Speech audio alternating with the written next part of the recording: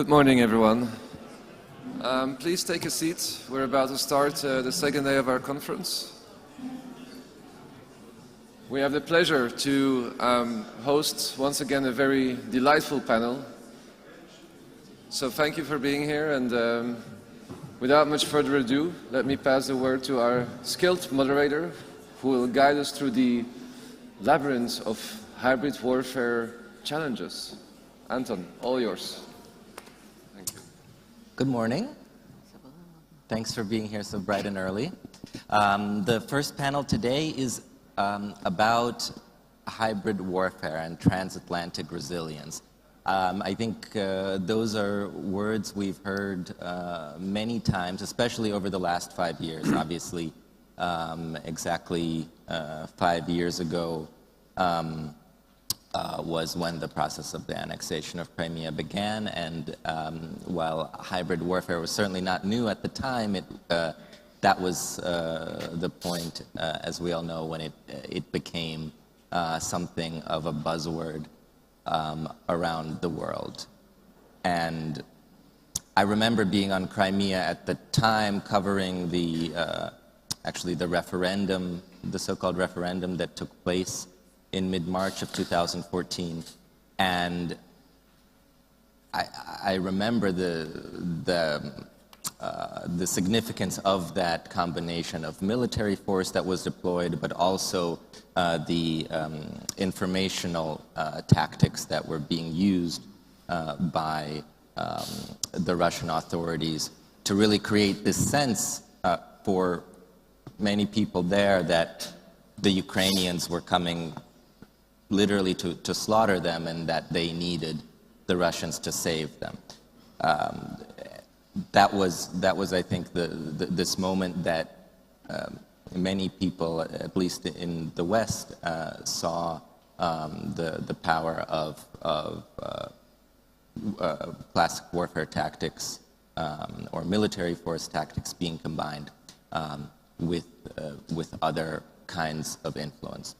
At the same time, as we were discussing backstage before this panel began, in many ways, none of this is new. And so hopefully over the next hour and a half, we'll talk about what's changing and how the world, and especially here in the Black Sea region, is addressing this challenge. So our panelists today, starting directly from my left, are the Honorable Oksana Syroyid, Deputy Speaker of the Verkhovna Rada of Ukraine. Then we have Oksana Zolotaryova, Director General of International Law at the Ministry of Foreign Affairs of Ukraine. And at the other end there, retired Lieutenant General Ben Hodges, former commander of U.S. Army Europe, and now the Pershing chair at the Center of European Policy Analysis. Did I get that right? Great. So let's dive into it. And Oksana Syroyid, I'll start with you. I mentioned, and this is not the first time someone has mentioned this at this great conference, that the annexation of Crimea was in process 5 years ago. And I'm wondering if there were a second Crimea, if the Kremlin were to try a similar operation again, what would be different now? Would it happen? Would things play out the same way now, or have enough things changed over the last 5 years that the same kind of operation would be impossible to pull off? Thank you very much, Anton. Very, very interesting question, and it all depends on the lessons that have been learned or hasn't been learned so far. I believe that one of the weakest, probably, perspective and weakest approach that has been undertaken was to actually create the notion of hybrid war and hybrid warfare, because it allowed people to escape the reality that what we are dealing with, it's real war. And as been discussing that, unfortunately, currently, for the people, it's kind of, it created kind of the understanding that hybrid war is not really scary because it's not really a war. And it allows them not to be very much worried because, you know, it's something hybrid, it means that it should be some kind of a hybrid response to that, not a real response as the state should protect itself. Why I'm mentioning this? Because this notion started, by the way, at the moment when Crimea has been captured by the Green Man. And when we speak about the hybrid warfare, mainly we refer to the either informational warfare, yeah, or to the kind of the Green Man capturing somebody land. What could be different? I believe that we have to change the concept of threat, and with the biggest deficit currently in the Transatlantic region is the common understanding of threat that is coming from Russia. What I mean? Russia has annexed Crimea and now is, for example, shaking Balkans or is building the Nord Stream 2, not for the economic purpose, or not Crimea has been annexed not because of the land, but because of the water. Russia needs desperately access to the two seas, Baltic Sea and the Black Sea. And by this desperate desire, Russia is making a circle around the Central and Eastern Europe. So, and this circle is a war. It's real war, it's not a hybrid war. And Ukraine, it's in the front line of this war so far. But it means that for Russia, first of all, Ukraine is an obstacle of making this circle complete. But at the same time, it's an instrument. But it means also for the Europe and for the transatlantic community that Ukraine shall be considered also as the subject and as the instrument of the resilience of the containing of Russia. And from this perspective, I will be very provocative, but if I would be the EU or NATO back in 2014, I would forcefully grant the membership to Ukraine, forcefully, just to keep Ukraine inside of this camp, not allowing Russia to use Ukraine against NATO and EU and all transatlantic community. Since it didn't happen, and it didn't happen just because there was no common understanding of threat. And coming back to your question, what has been changed? Unfortunately, we still lacking common understanding of threat because other than in the US, probably none other countries, and Canada, yeah, would probably say very openly that Russia is a threat to their security. Again, using the hybrid instrument, let's say it's not definitely Russia, but something like this. So if we really want to make a resilience and to be ready to react in a different manner, whether it will be Crimea or it will be Baltic Sea or any other state, we have to have common understanding of threat. And I believe that Baltic Black Sea region for this is crucial because those countries that they exactly have this common understanding, they can export it far to the west. And the second, what I would suggest, is that we have to have common policy towards Crimea and occupied Donbass, because splitting the negotiations on those two will make the policy on Crimea weaker than if we would keep those two together. Got it. Thank you. Thank you. Oksana Zolotaryova, just to stay on this, to drill down a little bit into this question of what's changed, and what are the mechanisms that, let's say, Ukraine specifically is developing to counter the concept of hybrid warfare, just to keep on the theme of our panel. You obviously work on international law. What are the instruments in the international legal toolbox, and how have they changed when it comes to dealing with the challenges of hybrid warfare? Unfortunately, so thank you and good morning everyone. It's early morning on Saturday and you are here, and you will be listening to me speaking on boring legal issues. So I hope I will do my best for it to be not so boring. But you know, international law is very complicated and very conservative instrument. It does not allow much flexibility, and it cannot give prompt reactions to what is happening, unfortunately. And what we see now is the world, since the annexation of Crimea, there have been no new legal tools created by the international community, not only to counter what has happened, but to face and to be able to answer to such threats in the future.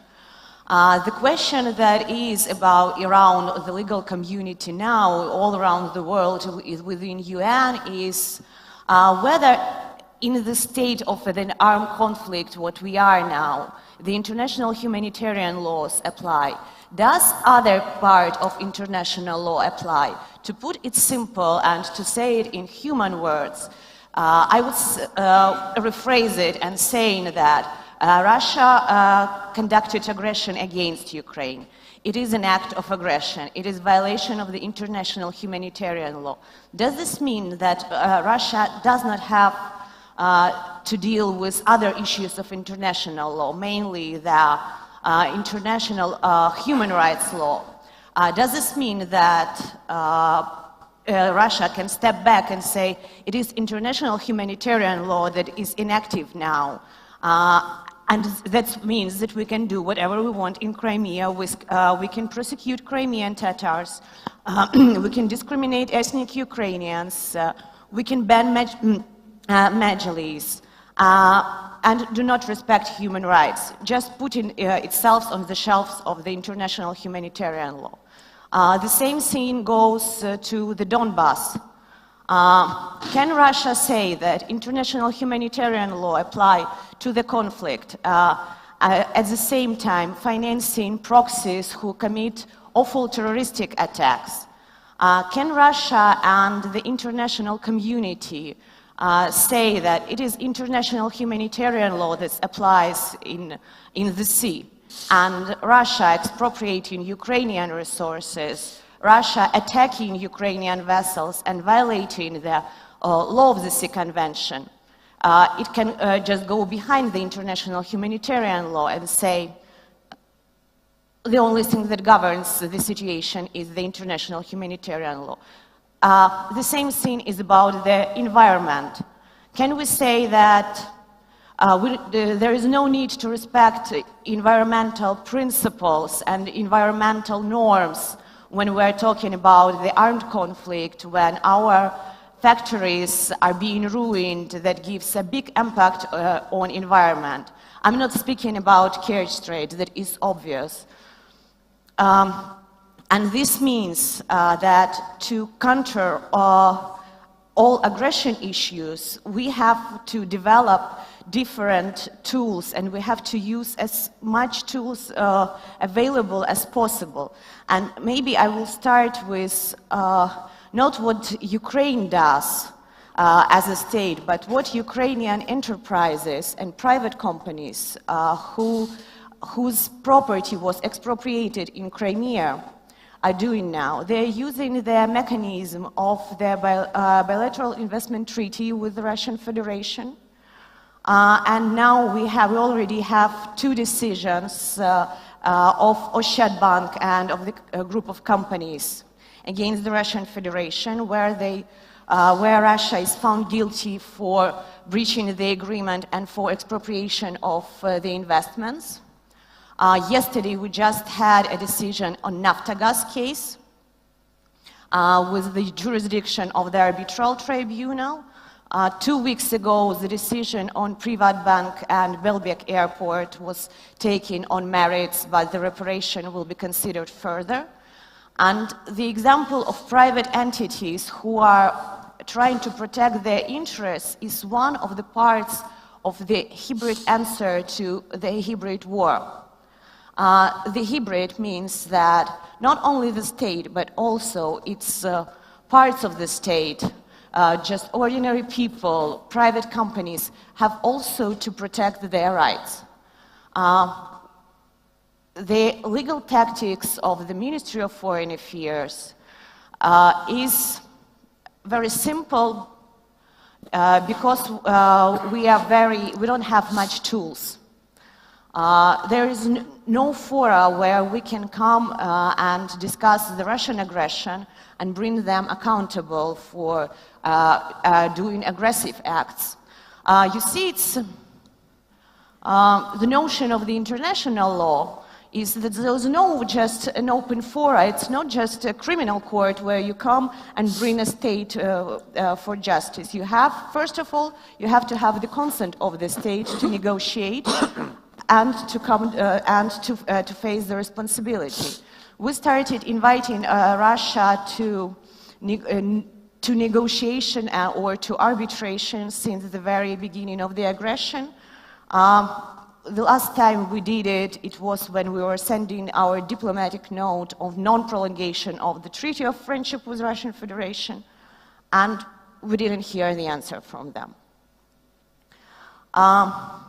What we are using now for Crimea, our tool is the Racial Discrimination Convention, and we say that Russian Federation conducts the policy, I would say that it is policy of cultural erasure of Crimean Tatars and ethnic Ukrainians within the Crimea, within the Donbass and the eastern Ukraine. We proceed with Terrorism Financing Convention, and we say that by signing and ratifying that Terrorism Financing Convention, Russia took obligation before the international community, before citizens of all over the world, not to finance terrorism. But what it does in eastern Ukraine, it is definitely just the opposite. Russian proxies using weapons that comes from the Russian Federation, they commit horrible terroristic attacks. These are attacks to Mariupol, Kramatorsk, Volnovakha, and of course the MH17 issue. We are in both these cases, we are now in the International Court of Justice, and in the second week of June we will have hearings on jurisdiction that will be publicly available and broadcasted. Concerning the sea, Russia expropriated our natural resources in the sea, and it usurped Ukrainian sovereign rights in the Black Sea, in Azov Sea, and in the Kerch Strait. And to counter this Russian behavior, we use the law of the Sea Convention, and we are in the arbitration process with the Russian Federation. But you see, what Russia is doing in the Black Sea is now the paramount importance for the whole region, because we have a lot of gas fields within the Black Sea. These gas fields, some of them are now being drilled and explored, some of them can be explored. And Russia can start exploring them anytime. And we all know how what Russia does when it comes to critical infrastructure. I mean, the Kerch Bridge, first of all. it says that we are protecting it, but at the same time they are putting their military forces who don't have any stops in front of them. And they go to open aggression, and they go to open military acts within the city, within this critical infrastructure. So the main challenge now for the hybrid aggression in the war is to try to create within the community of the Black Sea region countries legal tools, cooperational tools, first of all to monitor the situation, and on the second and then to be able to react and to have common views, common strategies, what should be done within the Black Sea. Thank you, Oksana. And we'll come back, I think, soon to this concept of what here specifically in the Black Sea region, what's changing here. By the way, I realized I forgot to introduce myself after introducing everyone. My name is Anton Troianovski. I'm Moscow Bureau Chief of the Washington Post. Lieutenant General Hodges. I was wondering who you were, so Sorry. It's just such a star-studded panel, it's, one forgets one's own self. So, Lieutenant General Hodges, you are based in Germany right now. And I remember a few years ago in Germany, this concept of hybrid warfare was really the big topic on the front pages of all the newspapers. There was the famous case of the Russian immigrant girl Lisa, who allegedly had been raped by migrants. The whole story turned out not to be true, but before it was debunked, it became a big topic in the Russian media, and one that galvanized part of the Russian immigrant community in Germany. Of course, there's a German language RT, and generally there's a lot of questions about these quote-unquote hybrid warfare tactics in Germany. And unlike here in Ukraine, where there's a shooting war going on, perhaps this term of hybrid warfare is more applicable to a country like Germany, where other tactics are being used. So I'm curious what you've seen in your time being based there. How has the way that policymakers in Germany and perhaps more broadly in Western Europe look at this concept of hybrid war? So I'm probably going to say a few things today that may result in me never being invited back to Ukraine. But I'm going to say I was encouraged by the foreign minister that we should have a real conversation, and we've been at this for 5 years now. And I have to say, what's happening in Ukraine is so important for the West, because I am confident that Russia would never attack Poland or Lithuania without securing their left or southern flank. Russian planners are very conservative, and so they would have to devote a huge amount of force into Ukraine before they could attack into Europe, Western Europe. So it's to the benefit of us, everybody in the West, that Ukraine is strong, stable, and able to defend itself against Russia. So that's why this matters for all of us. But I don't see anger in Ukraine. I mean, 5 years, it doesn't feel, unless you get very close to it, it doesn't feel like Ukraine is at war. There's too much that goes on that tells me that many people have either grown apathetic, and I'm talking about leadership in Rada, in business, and in social life. It doesn't feel like people are angry that thousands of Ukrainian soldiers have been killed in the last 5 years. And obviously thousands of Ukrainians have been displaced, that there are millions of Ukrainians living outside of Ukraine. I don't feel anger coming from the leadership. Otherwise, there's no way you would have the delivery of unsatisfactory equipment to soldiers at the front.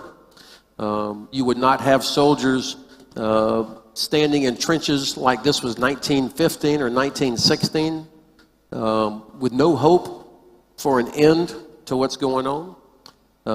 24 Ukrainian sailors sitting in a jail in Russia. I don't feel the anger. And so I hope that this is part of countering hybrid warfare, is you have to take it on not just militarily, but information, transparent government, giving people trust in their own government, and also making sure that the West has confidence in Ukraine. So I'm going to name, I think, a few things that the West should do, the international community should do, and then I'm going to name a few things that Ukraine should do. For the West, we have got to take back the initiative. I'm tired of reacting to Russia all the time. We should take the initiative and make them react to us in order to counter their aggression and their continuous expansion. Former Secretary Carter called it horizontal escalation. Make the Russians look in different directions, not allow them to pick where everything happens. That means number one, we should reject everything that looks even remotely like we, the West, have acknowledged Russian sovereignty over Crimea. The fact that commerce ships from NATO countries like Turkey go into Sevastopol, that's unbelievable to me. How can we, when Ukraine has said these ports are closed, how can we have shipping from NATO countries or other countries go in and out of those ports as if it's normal business? That's unbelievable to me. The idea that observers would be provided for just a couple of days to watch whenever Russia decides to allow a ship to come in and out of the Kerch Strait is bullshit. That's acknowledgement that Russia gets to choose, which is tacit acknowledgement of their sovereignty. We have to reject that. I would think that Turkey would be raising hell every day about how the Crimean Tatars are being treated. I never hear it. Now, I can't read the Turkish newspaper, but I guarantee you in Germany, you don't hear anything about it. And there are 3 million Turks, Germans that are of Turkish origin that live there. I never hear anything about it. Georgia should be admitted to NATO at the next summit. The people that are wringing their hands, how would we protect Georgia, is the wrong question. How can we not be protecting Georgia right now? More Georgian soldiers have been killed in Afghanistan than any other country except the U.S. They have done everything they need to do to prove that they belong in NATO. It's in our benefit, especially, and we heard Minister Makarobishvili yesterday talk about this port of Anaklia. If this port opens up, then Georgia will truly become the portal for east-west trade between Eurasia and Europe. And then everybody in Europe will have a stake in Georgian security. So this is how you counter Russian hybrid warfare, is by making them look in different directions. The Russians absolutely do not want a port of Anaklia to be successful because it will provide competition for them. And then, of course, you have to have a maritime strategy to do all this, to allow, with the enabling naval strategy, that with the right resources, right kind of capabilities, that ensures freedom of navigation, and also that gives NATO the ability to, when necessary, to achieve sea control so that we decide who moves in and around the Black Sea. And I think that Romania has the key role here. Romania should be the center of gravity. Turkey should be the lead in the Black Sea, but I think they have so many challenges to their south right now with millions of refugees and Syria on their border. So I think Romania is going to have to step up to be the center of gravity to create our own A2AD, anti-access area denial bubble, in cooperation with Bulgaria and Ukraine to protect and make sure that Russia cannot just keep moving further and further west. I do not understand why Ukraine has not asked Turkey formally to implement Article 19 of the Montreux Convention. I mean, think of the effect. If Article 19 of Montreux Convention were implemented, that would mean that Turkey would prevent Russian ships from going in and out of the Bosphorus. What better leverage could we have than that? So, but I've inquired in Turkey and in Ukraine has not formally requested this. I think this is a missed opportunity. And then finally, from what the West can do, we should embrace Belarus. I think the U.S. had the wrong policy for too long, that we can't embrace Belarus because President Lukashenko maybe is not exactly Thomas Jefferson, but from a strategic standpoint, we are all better if Belarus feels confident enough to keep Russian forces out of Belarus. That creates a huge buffer that protects the northern flank of Ukraine as well as Poland, Lithuania, and Latvia.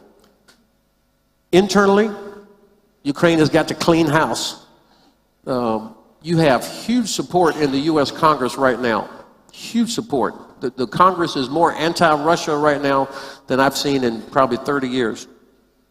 But it's not going to last forever. And so Ukraine should be doing everything to earn the trust and confidence of the U.S. Congress. And I loved yesterday what Minister Klimkin talked about the Black Sea as a sea of values and a sea of principles. I think it's a beautiful way to think about it. So now we have to back it up. The scandal that came out last week about the son of the Deputy National Security Advisor, I mean, it makes it very difficult for your friends to be supportive when that's going on. And you think of the hundreds of millions of dollars that we are all providing, that there are hundreds of American and Canadian soldiers in Yavoriv helping to train Ukrainian soldiers, it makes it very difficult to sustain that. I do live in Frankfurt, so I've got some German friends with a lot of euro, but they have zero confidence to invest in Ukraine right now, zero confidence. Transparency of the military budget. Deputy Speaker of the Rada, one of the bravest, most courageous women I know, has worked hard to help build transparency in the military budget. Without transparency, then nobody has any confidence that the huge amount of money that Ukraine spends on defense actually ends up with quality equipment and conditions for your soldiers. And your soldiers stopped the Russians. You defeated the Russians. You stopped the Russians. They deserve better than that. The Navy budget. Now, I'm an infantry soldier, so some of you may be surprised to hear me as such an advocate for the Navy. But when you think of Ukraine's role in the Black Sea, why is the Navy budget mixed into the overall defense budget with the Army? And then the Navy is not in a position to be able to fight for that budget. It makes no sense. You will never have the maritime capability and culture that you need to be successful on the Black Sea until the Navy is given the resources and the ability to modernize and do everything it needs to do. You've got terrific men and women in the Navy, but they need to be released to modernize and grow. The Russian Navy grew up in the Black Sea, so they have that. So the Ukrainian Navy has to achieve that as well. How can you have Russian businesses running Ukrainian ports? I don't understand that either. I mean, you got Ukrainian soldiers being killed by Russian soldiers, yet you have Russian businesses in charge of Ukrainian ports. I'm simple from the country, a small village in Florida. I don't understand that. I thought the letter from Glenn Grant, dear Mr. President, to the next president, is excellent. I endorse and agree with every single thing he said in that letter that needs to be done to take care of your very brave men and women in uniform. Two important pieces of reform legislation were thrown out of the Rada recently. One of them would have created a new rank structure for NCOs, sergeants, and the other one would have affected service regulations. And these two pieces of legislation were the result of work of years of trying to help get Ukrainian armed forces on the road to reform to be compatible with NATO. But both of them failed in the Rada, not because they were overwhelmingly defeated, but because of apathy. People didn't vote. Hundreds of members of the Rada did not even vote. And so they were tossed out. Now, either that was deliberate or it was poor management of the legislation by the administration to get it done. Either because they didn't think it was important or whatever. But that, to me, that's unacceptable. I will close the language education issue between Hungary and Ukraine. I'm sure I don't understand all the implications of it, so I'm going to sound like an outsider. But as long as that remains an issue, you can forget NATO. Hungary will block the NATO-Ukraine Commission forever. So until you resolve that, I mean, which is more important? You got to figure that out, if you're serious. Let me close with a story. I went to, in fact, let me do this. I'm not Oprah.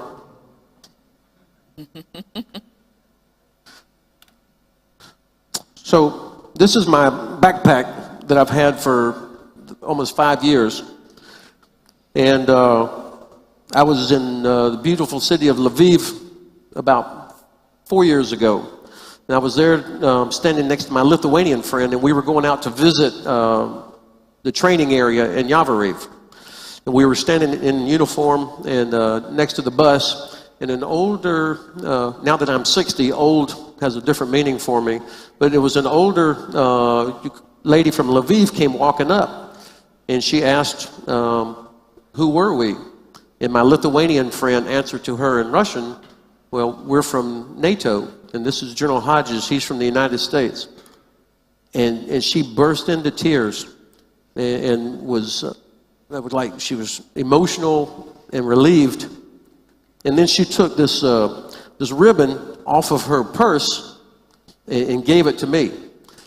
And I've kept that on my backpack ever since because it was a reminder to me of what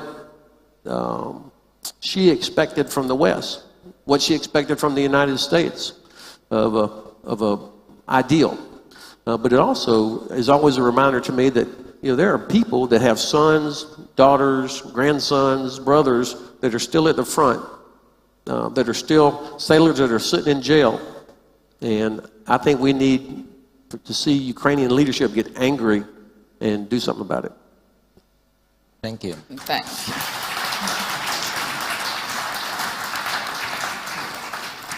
Thank you, Lieutenant General Hodges, and we'll open it up for questions in a couple minutes.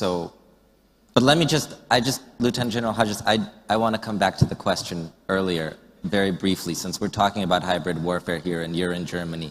Do you think that Western Europe is currently in a hybrid war with Russia? And do you feel like the policymakers you deal with in Germany in particular feel that way? I would say most of the policymakers in Western Europe are absolutely under the influence. When I hear people talk about, well, Ukraine was always, or Crimea was always Russia. I mean, I'm talking about from serious professors, not knuckleheads, super educated, high-level, well-educated people that still follow or tolerate or have bought into this sort of, well, the Ukrainians violate the ceasefire also, moral equivalency. And the billions and billions and billions of euro that are going back and forth. Nord Stream 2, you know, I mean, even the EU is starting to get tired of, you know, argue with Germany about this. Now, I can understand, I mean, it is still in the fiber of Germans the way it is in the fiber of Russians after World War II, that nobody wants that to ever happen again.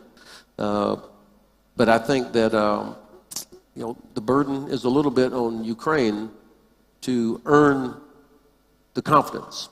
I mean, it's an unfair burden, but the fact is, Ukraine is the country that's occupied, not Russia. Thank you. Oksana, Syroyid? Absolutely, I would commit to this statement, and I would say that if you travel now and talk to politicians in Berlin and even in Brussels, not speaking about Paris, that they would absolutely position themselves as what is happening now is just absolutely Ukrainian issue, Ukrainian problem, Ukrainian conflict, and they do force themselves to expect that they should not do anything. Just wait until Ukraine would make something with itself to resolve the problem. And I understand this perception because Europeans, they have a comfortable life, having been threatened for so many decades in the World War II. However, the threat is real, it exists, and I would emphasize once again, it's not a hybrid war, it's a real war that Russia has started already, not against Ukraine, but against the Western world and the post-World War II legal and security order. And this war is going on. Thanks God, it doesn't take the lives of the people living in Europe, but it doesn't mean that it will not happen. And here I would like to thank General Hodges once again, because the statement that he made from the very beginning, that Russia will not interfere with Baltic or Poland before securing the east and southern flanks, means that if Ukraine fails and if Ukraine falls, then it will be domino effect. And there is no country in Europe who can withstand Russian aggression separately. This country doesn't exist. The only for us opportunity to survive and to maintain the security in the region is to combine the efforts, but not separately Ukraine and separately EU or Transatlantic community, but all together. There is no resilience in Europe without Ukraine. Thank you. And last thing before we open it up, Oksana Zolotaryova, on this point of Western support for Ukraine, to put it bluntly, where do you see it lacking the most right now? Can you please elaborate? Sure. Because support is about everything, yes, you know? of course. Well, we're talking about the fact or the idea that the West needs to support Ukraine in this war or hybrid war. What specific sector or segment of action do you see the greatest potential for the West to do more when it comes to supporting Ukraine? If we talk in general and within big numbers, I think that the most important is to invest in people.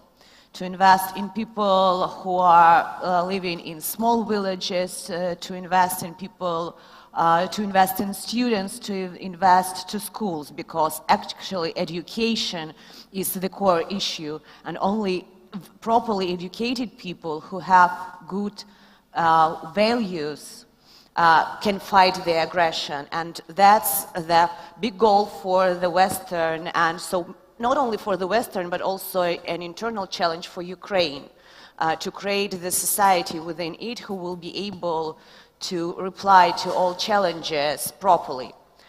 Concerning what can be done now, I would say that probably the regions that need some support is, of course, the eastern Ukraine and this seaport region in Mariupol and Berdyansk, because these people, they see the war very, very close to them. And they have to understand that there is something better besides this war. And they see on one hand what is happening in the Russian Federation and in the occupied territories. But at the same time, they need to understand why they need to go to and support Ukraine and its government and its military. Thank you. So, questions over there.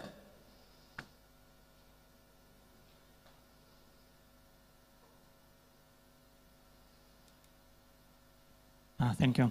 Maxim Kilko, I'm from Kyiv-based think tank, East European Security Research Initiative Foundation. And my question will be about the topic of this panel, the hybrid security. Hybrid security should be comprehensive, surely, and we see that now the West is doing better in some dimensions of this security. For example, in cybersecurity, we see good steps.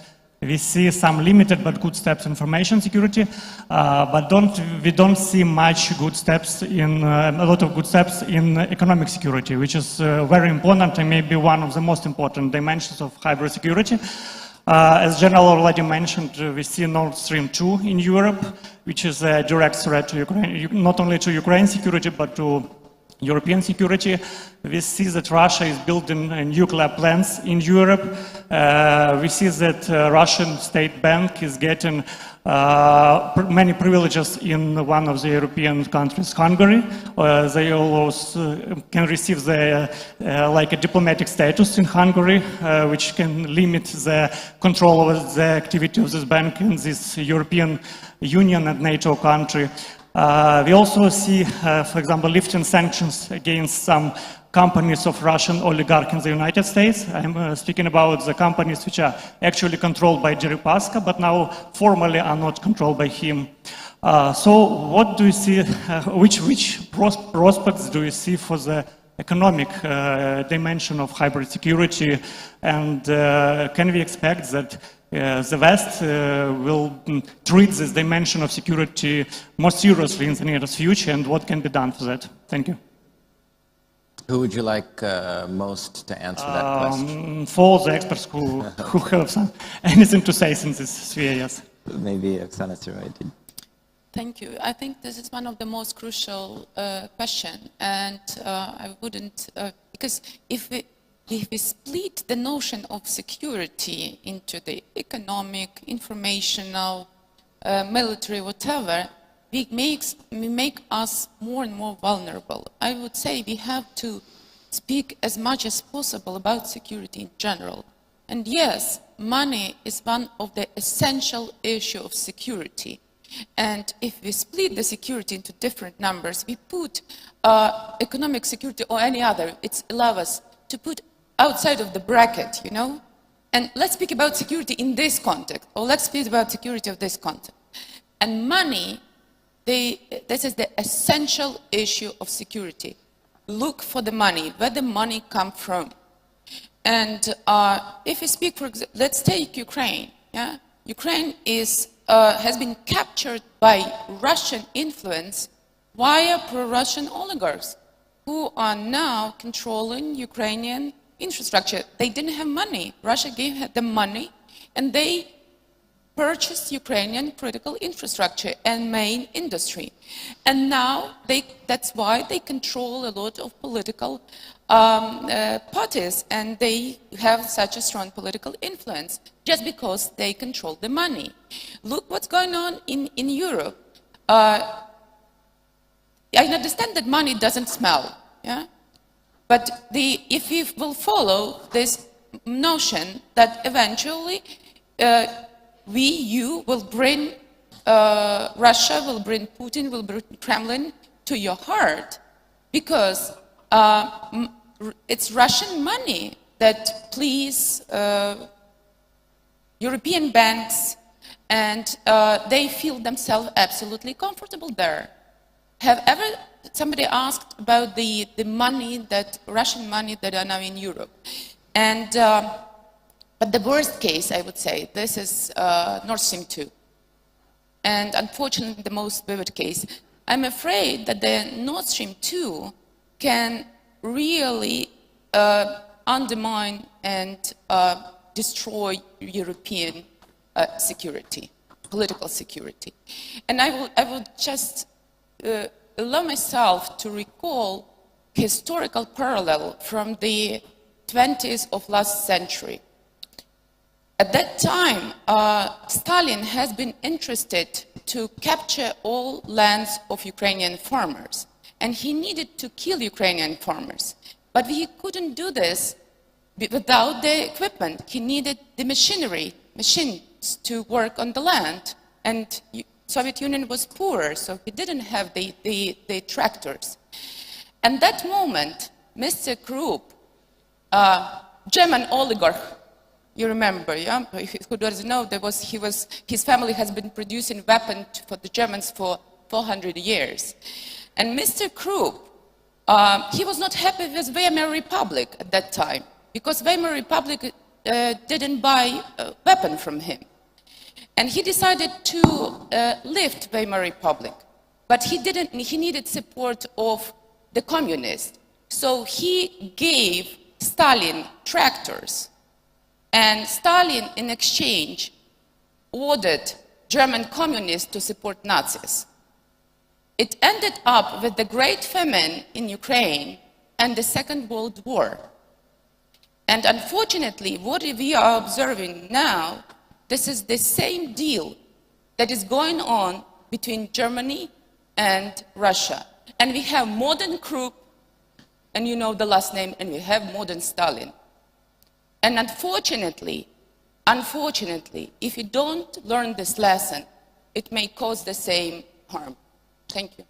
Lieutenant General Hodges, do you see the Trump administration doing even more in the future to try to stop Nord Stream 2 than it has already? Or is it game over on that? I would not say it's game over. They're going to continue to press the Germans. They're looking. There's the potential of sanctions. Although I have to say, even though Germany's behavior is very frustrating at times, it's an essential ally. And I think the administration could be more clever in how we work with Germany to achieve strategic outcomes without constantly kicking them in the ass all the time. I mean, it's this is an important ally for Europe, and I think we've got to figure out a way to do this. Now, U.S. gas, obviously there's a business side of this for the U.S. We would like to sell the gas to Germany instead of Russia, but it's, you know, in the marketplace, it's much cheaper currently to buy the Russian gas. If I could, part of the question I think was about cybersecurity. Just a brief point. I was in Lithuania back in January, and I learned there that all cybersecurity has been placed under Ministry of Defense. Now, admittedly, Lithuania, a smaller country, can do things differently than, say, a large country like Ukraine or Poland or Germany or the U.S. But nonetheless, every bit of cybersecurity, not just government, but banking, personal, everything is under there. And they've figured out ways to protect individual rights and privacy, but also achieve a much better way to prevent attacks and intrusion, and to stop the bleeding immediately whenever there is something. And I think that's sort of a procedure is every country ought to take a look at. And it counts towards their 2%, by the way. Interesting. More questions? Let's go over here. Yes. Oh, I'm sorry. Go ahead. Yeah. I've got the mic, so I suppose yeah. I'll go next. Thank you. Volodymyr Dubovik with Odesa Meshnikov University. Excellent panel. Congratulations.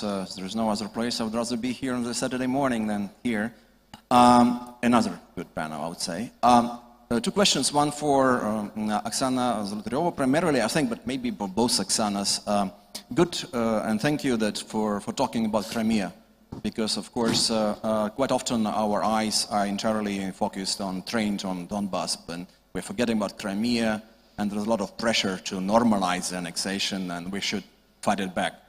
I often hear when I travel outside of Ukraine about Ukraine not having a comprehensive strategy on Crimea. Obviously, the basis of our approach is non-recognition of annexation, but our foreign friends often say to us that, tell us that there is no strategy. You don't have anything elaborated or developed beyond that non-recognition. From what you told already in your introductory statement, I feel that there is a strategy, there are certain features. So if you would like to respond to that notion or thesis or accusation that Ukraine has wasted 5 years of not developing the strategy on Crimea, what would be the main features you think of that strategy which we have or which we should have?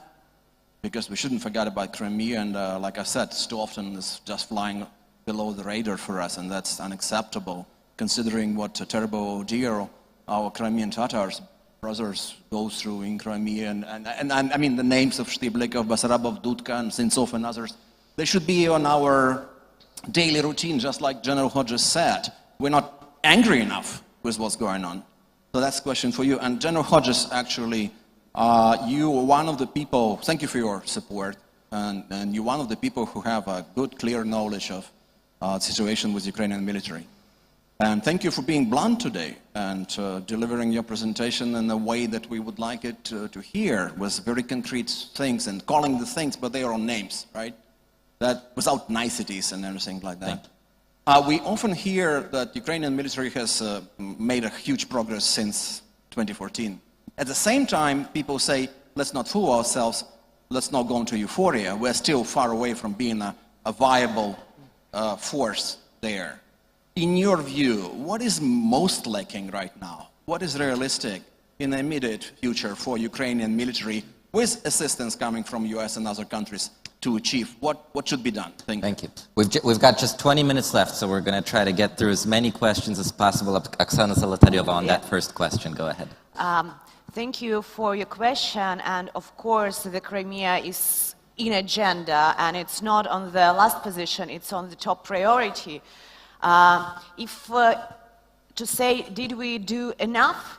I think that the answer would be definitely no, because if we did enough, then Crimea would be back. It is not the question of the Ministry of Foreign Affairs, of government, of parliament, but it's the question to the whole world and to the whole international community. Who did enough for making Crimea back to Ukraine? We try to keep the Crimea question in every possible international fora. We do have discussions on Crimea within the UN General Assembly and UN Security Council almost every month, I would say. And last December we had 2 resolutions on Crimea. Of course, this doesn't mean that after adopting a UN General Assembly resolution, Russia will be scared and give Crimea back to Ukraine. But that's one of the small steps of the international and foreign policy of Ukraine. On the other hand, Ukraine tries to do a lot, maybe not as much as it could within its internal policy to support Crimean people and to make their life, so those who were displaced to big Ukraine, and for those who still in Crimea, we try to make their life a bit easier by providing some services, some rapid services for registration and etc. Of course, question of Crimea is the question of the modern lawfare of the whole world. Thank you. And Lieutenant General Hodges on that second question. Yeah, well, the only thing I would add to what I've already said is that Ukraine go on the offensive. I'm not talking about in Donbass or militarily necessarily. I'm talking about educating people about Crimea. I mean, I believe it wasn't Russian until Catherine invaded about the time of the American Revolution. So before, 4 centuries of Ottoman rule, I think, thinking about the foundation that helped sponsor this debate, this was Greek centuries before that. So this notion that somehow that's been accepted in Western Europe, that this was always Russia, needs to be defeated, but it's going to require conscious effort, and also making the area more attractive to European business to counter the Russian business. But that will only happen when people are confident that their money will go where they think it's going. So the transparency. Got it. More questions? Yep, front row. Right there, yeah. Thank you.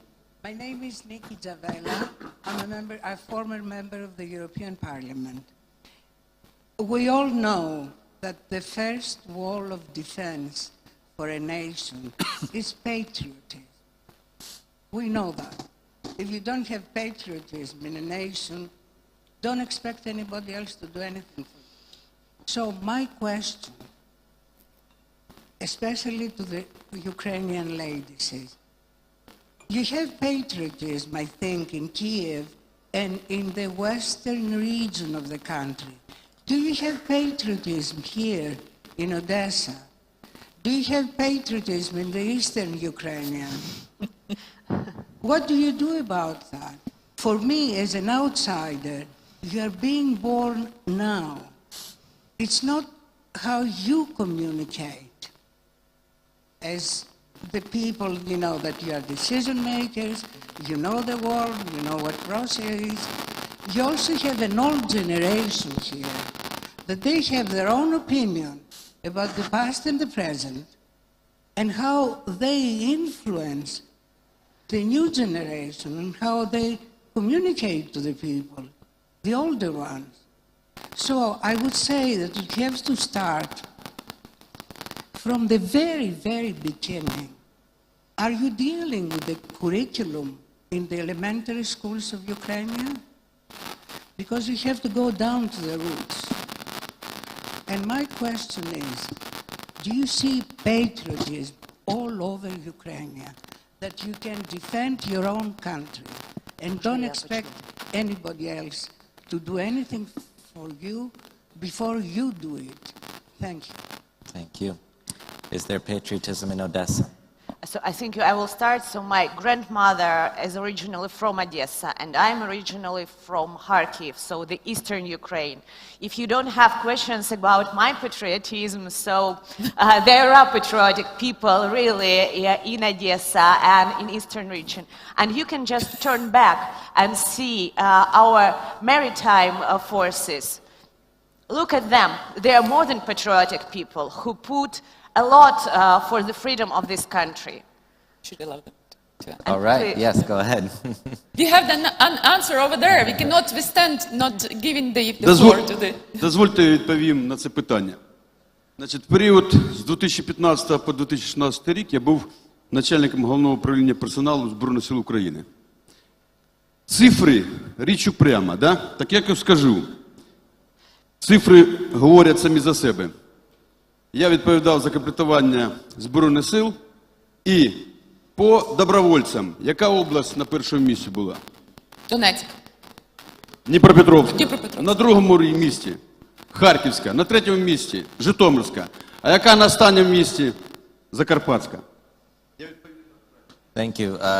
Real quick, for the benefit of those not wearing headphones, would one of you like to translate what was just said?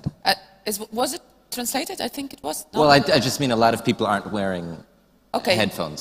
So the major point of Admiral Voronchenko was that when the war started, the most volunteers, the most people who volunteered to the war was people from the Central Eastern region, Dnipropetrovsk. Then it was Kharkiv. Then it was Zhytomyr. And the lowest was in Transcarpathian region.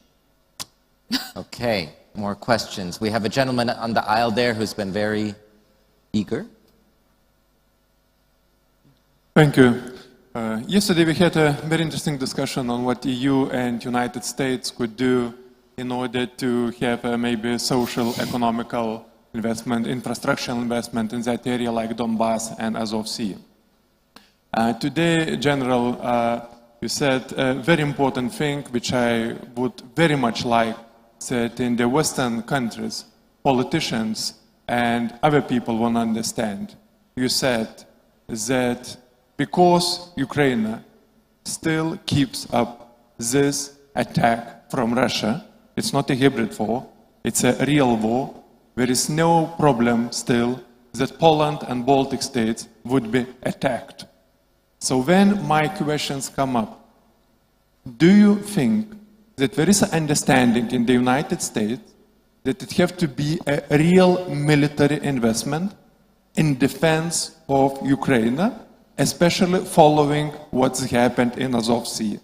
I would say the coastal defense, I would say not one symbolic ship, but maybe flotilla of mosquito ships, which could be used for the Azov Sea. I would say the defense of the line, which is going on in Donbass.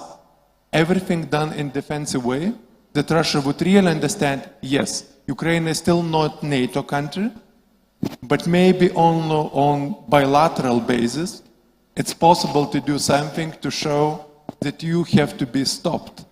Because 80 years ago, all Western democracies also were thinking that after Sudeten annexations, the aggressor will stop. But aggressor simply wanted to acquire much more power in order to go forward in Europe. My understanding is, I am coming from Lithuania, I'm former member of parliament, political analyst from Lithuania. My understanding is it is very crucial defense of Ukraine and understanding it's not a hybrid warfare, as it was said, but a real military warfare goes on and aggressor still thinks about possible other steps, maybe also in other regions. Thank you. Thank you. Lithuania, of all countries, should be embracing Belarus, because you've got Belarus between you and the bear, except for Kaliningrad right behind you, obviously. But yet, I encountered a lot of resistance in Lithuania when I suggested this, that people are very skeptical of this cyclical behavior of President Lukashenko. But I think it's in the benefit of Lithuania that Belarus and Ukraine both are stable and able to resist the Russian aggression. And of course, Lithuania is one of the countries that provides soldiers to help train Ukrainian soldiers in Yavoriv. I think all the things I laid out are examples of what could be done by the West, including the United States, to help Ukraine be more, to continue to resist Russian aggression. But there's a lot that Ukraine still has to do, to include enabling its Navy to prevent this sort of creep by Russian Federation forces in the Black Sea. I know Romania is very concerned about it. They're watching it. But Ukraine, Romania, Bulgaria working together with Turkey is the only way that we're going to be able to, I think, push back. I would take the Baltic Air Policing mission that flies out of MK in Romania. That should be remissioned to air defense, which is a different mission profile. But that would give some teeth to what the alliance is doing.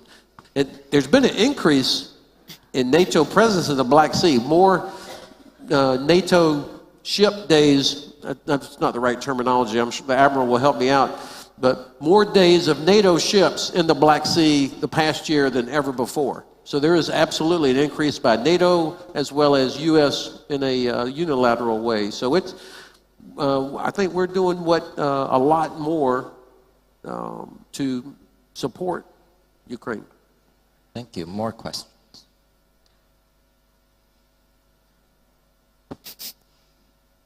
Thank you. A very quick question. It's about technology and the technology that we need to operate under A2AD conditions. I just want to know, do we have this technology to operate under A2AD circumstances? I think about the S-300s and the S-400s in Crimea. I think about the end of the INF, for instance, as well. So do we have it? And where do we need to invest in order to have the technology that we need, basically? That's it. So I will not talk specific capabilities here about what the West has, but what Russia has created in Crimea is just as powerful as what they have in Kaliningrad. Their ability to hit ships, their air defense systems, the air force that they've put there. I mean, Crimea is really is loaded. So the way we counter that, of course, is using the full domain or all the domains of capabilities, from cyber to kinetic to information to diplomatic, economic, every aspect of it. I think that, the Romanian Navy, we don't want to grow the Romanian Navy to try and counter the Black Sea Fleet, but Romania land-based systems, using drones that can be weaponized. Romania is already modernizing at a very high rate with Patriot missile defense systems, with HIMARS, which is a long-range artillery system. I think getting anti-ship capabilities in Romania, similar to what the Russians have in Crimea, is something that should be invested in. I think if we don't create our own A2AD anti-access air denial capability in the western part of the Black Sea, then I think this place here is next on the menu. It feels like Russia is moving towards the capability to put a blockade on Odesa and the seaports around Odesa, and then Ukraine is going to be isolated from the Black Sea, which I think will have terrible economic impact, obviously. Thank you. More questions? Yes, right behind Bruno.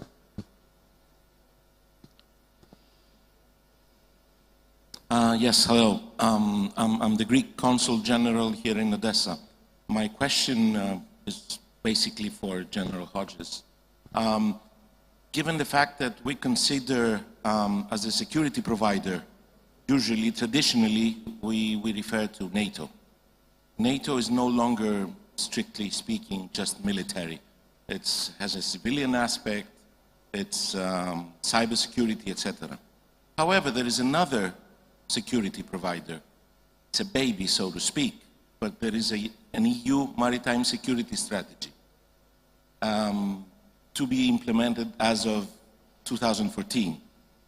How do you value this EU maritime security strategy as a security provider in the Black Sea? Thank you. Well, I think every American would love to see European countries spend more on their own defense. But whether you create a European army or whatever it's going to be called, if you don't spend one more euro on defense, then it's empty. It doesn't mean anything. I do believe that the cooperation between NATO and the EU is probably better now than I've ever seen. There are certain areas where there is a proper nexus, like military mobility, logistics, cyber, where the authorities and the money that the EU brings are better adapted to what needs to be done to include in the Black Sea region than, say, what the alliance might bring. The real key is the diplomatic and political pressure that the EU can bring, as well as the economic leverage that it has, which is why I don't understand how Nord Stream 2 is happening. Thank you. We've only got 3 minutes left, so we're going to take one more question from right over there, and then we'll let you all conclude with closing thoughts. Go ahead. Hello. Thank you for this. Is it? Yeah, it's okay. Okay. Thank you for this opportunity. I'm Olga Brusilovska from Odessa National University. And I think everybody here understands that Ukraine needs help to build this strong link with partners against the challenge.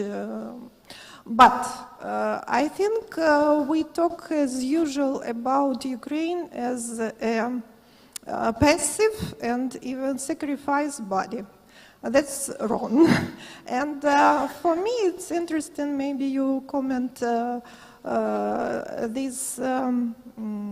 My thought that we need to think how Ukraine may be more interesting for our partners, because we have unique 5 years experience of challenge these hybrid threats, and maybe we can share not only this experience, but maybe our not bad brains and etc. with our Western partners. Thank you. Thank you. Thank you. I think that's also a great transition into closing. Absolutely. Thank you very much thoughts. for this question. Fantastic question, I think, to finalize what we've been talking about. I do agree that the resilience of the nation has been demonstrated by the brave men and women of Ukraine when the war started, raised the legitimacy of the country, because the country and the nation that can fight actually gain high legitimacy.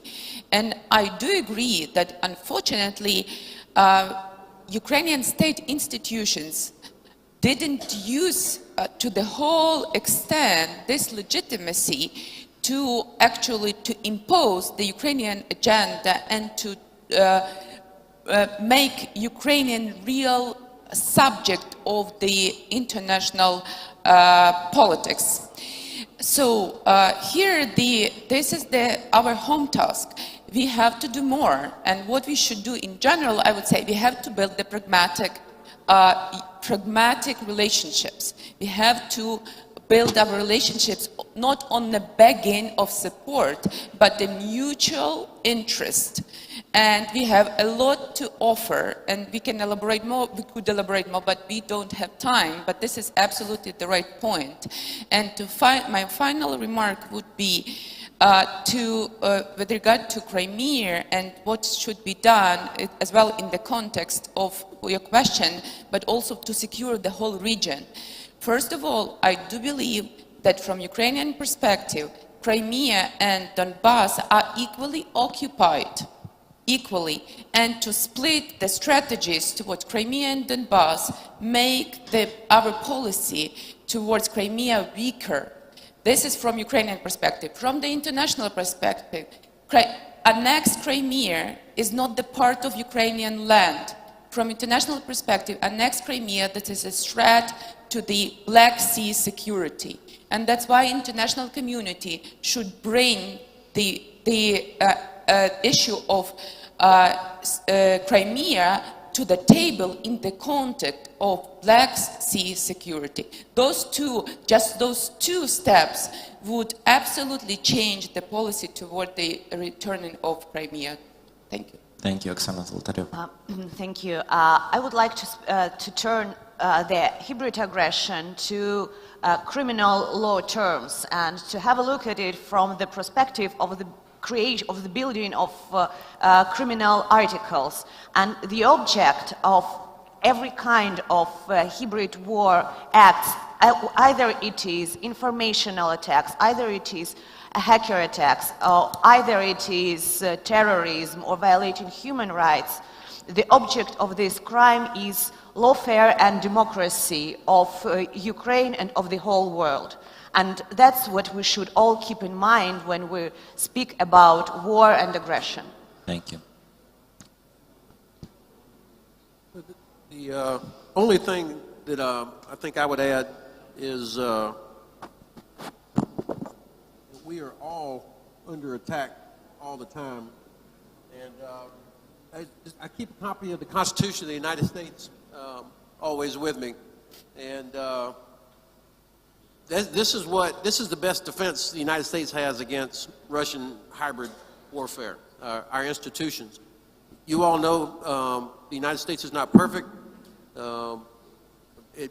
It's hard to watch sometimes, you know, the challenges that are there, but the system of checks and balances that are enshrined in this is why I'm confident that we're going to defeat the Russian efforts. You know, they hate the freedom of press that we have. They've done everything they can to undermine our electoral process. They're doing everything they can to cause us to lose confidence in our judicial system, and that's what they're coming after. And so, fortunately, we've got systems, elections, transparency. It's not perfect, but transparency that allows people to hold their elected officials accountable and follows where the money goes. So that reduces our vulnerability. And that's the best way that Ukraine can defeat this Russian hybrid effort, is through transparency and having institutions that reduce the vulnerability you have to Russian efforts to cause you to lose confidence in each other and to have no confidence in your government. That's the best defense that you have. Question about patriots, those three men right there, those three Ukrainian sailors, they're not getting rich serving in the Navy. I mean, when they had to move from Sevastopol to Odessa, they lived on their ship. I'm not talking about for a 3-month cruise, but for over a year. They had to live on the ship because there was nowhere for them to live. So they're in the Navy because they love Ukraine. These two women here, these are patriots. Your foreign minister, I've seen him in many different venues fighting for Ukraine. He's a patriot. So there's no shortage of patriotism in Ukraine. There's a shortage of political will and leadership that those men and women deserve. Thank you. Well, a big thanks to our panelists, Lieutenant General Hodges, Oksana Syroyid, and Oksana Zolotaryova. And now I will turn it over to Bruno to keep us going. Well, thank you very much for this excellent panel. The only thing I have to do is to announce a coffee break. So we'll see you back in the room at 11. Thank you very much. Thank you. Thank you.